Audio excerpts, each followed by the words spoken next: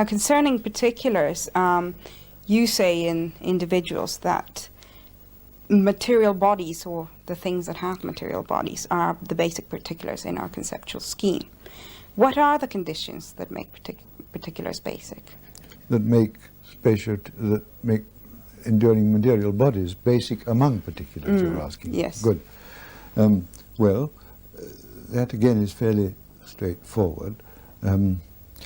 It makes no sense to think we could talk about particular individuals, individual particulars, unless we could, in principle, identify them, know which ones we're talking about, be able to indicate which ones we're talking about. Now, the individuation of particulars of all kinds depends fundamentally on their spatio-temporal location in a single unified spatio-temporal system.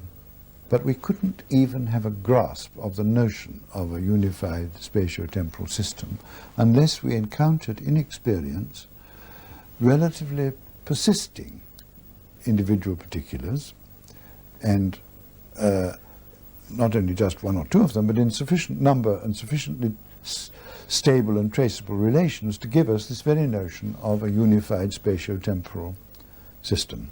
And those are precisely material bodies, objects, and persons, and indeed animals in general, including ourselves. There is another sense of basic, however. Yeah. Scientists might suggest that atoms, electrons, and so on are basic in the sense of sustaining or supporting the directly observable material bodies. Would you accept the second sense of basic? And would you accept that electrons, atoms, and so on are basic in the second sense? I'm not sure about sustaining. I would accept composing or making up. And I'm not wanting to quarrel with that, as it were, rival sense of basic. From the physicist's point of view, whose subject is the natural, the material world, it's perfectly reasonable to say, well, what is basic from our point of view is what are the ultimate constituents of matter. Hence, atoms, electrons, or nowadays we go further, no doubt, quarks, fields, and whatnot. So I would accept that as another sense of basic, but not one that is of primary concern to philosophers, who are above all concerned with our conceptual scheme, with our necessary framework of thought in general about reality, about the world.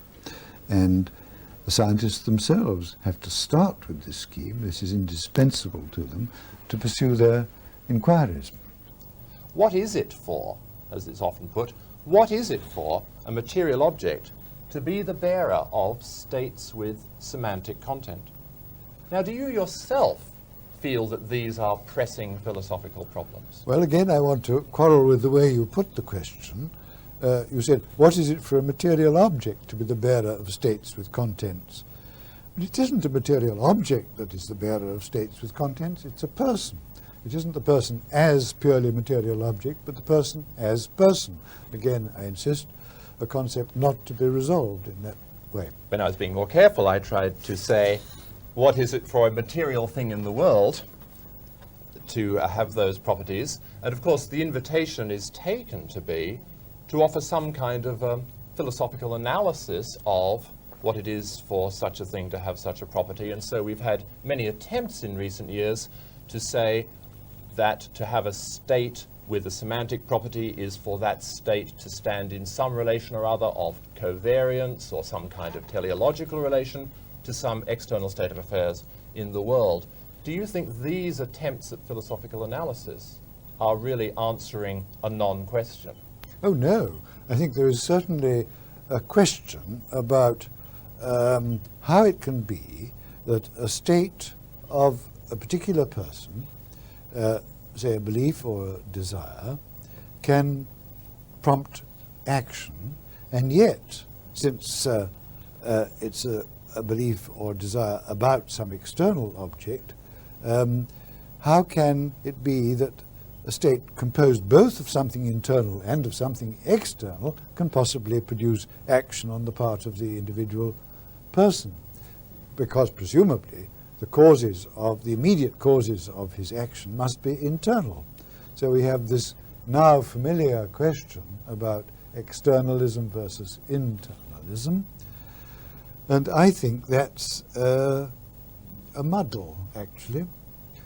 Well, perhaps we shouldn't pursue that The- muddled it's question, a though very some of interest- us It's an interesting question. have expended more energy than you would Well- perhaps care to contemplate upon it. No, I'm prepared to say that the content of a belief or desire is, of course, could only be specified by relation to the external object that it's about. But a content, a propositional content, is something abstract. Of course, that has no causal efficacy at all. But the individual person's thinking that thought or having that desire, that's internal, all right. You can't specify the content of the desire or the proposition without external reference, but you can certainly describe whatever the internal condition is that consists in having or entertaining that thought without doing anything of the kind. So the idea of a conflict here is an illusion.